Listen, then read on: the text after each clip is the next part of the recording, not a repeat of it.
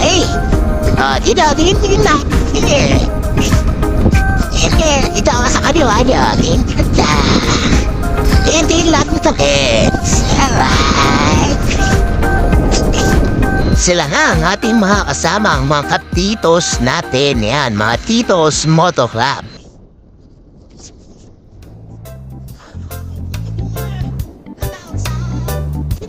Andito na nga tayo sa may San Clemente. Ang ganda rin ang lugar dito at busog na busog din ang aking mga mata sa katitingin ng mga view dito. Kaliwat kanan, diretso. Napakagandang mga tanawin nila dito sa may San Clemente. At sa wakas narating din namin ang Anda Bridge. Ayan, ito ang nagsisilbing boundary nila dito. Pag tinawid natin yan, mararating na natin ang bayan ng Tundol dito sa may Pangasinan. At yan, marami ng beach resort dyan. Napakaganda ng tulay dito.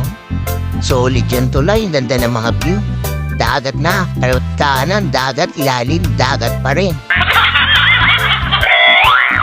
So, meron tayong pupuntahan na beach resort dyan. Ito yung JCT Beach Resort. Yan.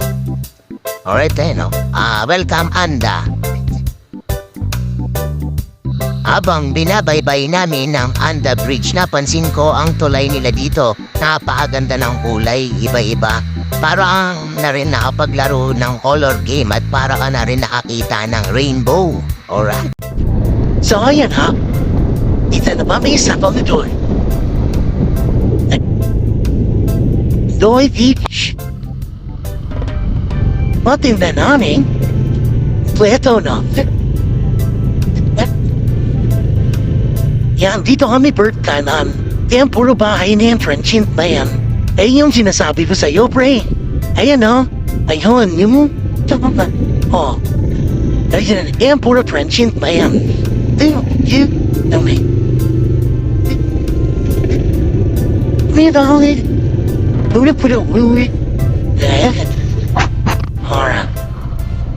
Eto nga't dumiretso na kami sa aming tutuluyang resort dito sa may JCT Beach Resort. Yan, maganda rito.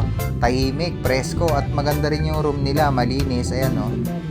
Good for 5 person yan. May aircon kayo, may TV, may sarili kayong CR, may veranda kayo. Ayan, nakita nyo naman. Beachfront yan, tapos napakaluwag pa ng parking nila. Ayan, ang buong bahay nila, yung buong transient nila. Mababait pa yung mga staff dyan, pati yung may-ari, mabait. Kaya puntahan nyo yan. At ito naman po yung beachfront nila. Medyo wala lang tubig kasi low tide. Kaya yan. Pero maganda, malambot yung buhangin. Parang pulburon. Para na rin ngayon nakarating ng Boracay dito. Kaya naglalakad nga kami. Pero sa umaga, may tubig yan. Ganda yan sa mga bata.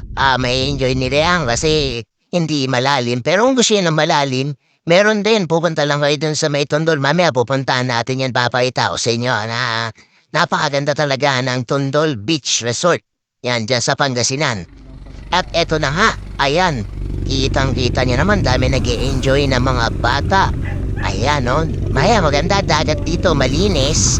Puting-puti rin ang buhangin nila. Ayan, at wala rin ganon tayo, nakita nyo naman, no? Oo. Walang ganang tao yan dahil weekdays kaya walang masyadong tao, konti lang. Yan, maganda dagat dito yan, nag-green-green talaga.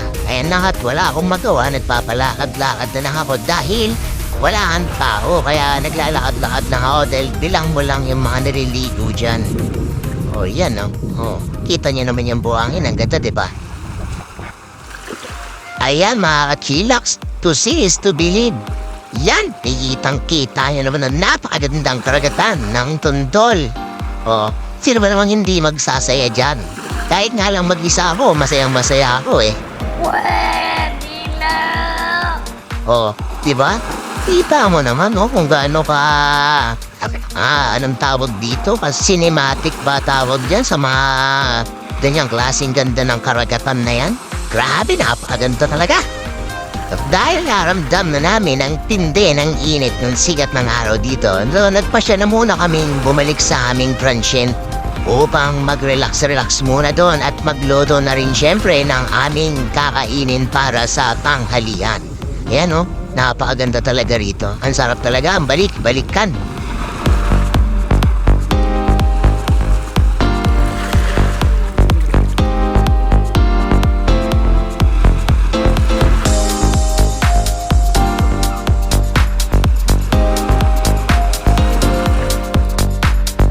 Alright, at eto na mga chillax, kumakain na kami na hindi na namin na-video yung aming pagkain. So nag-picture na lang kami.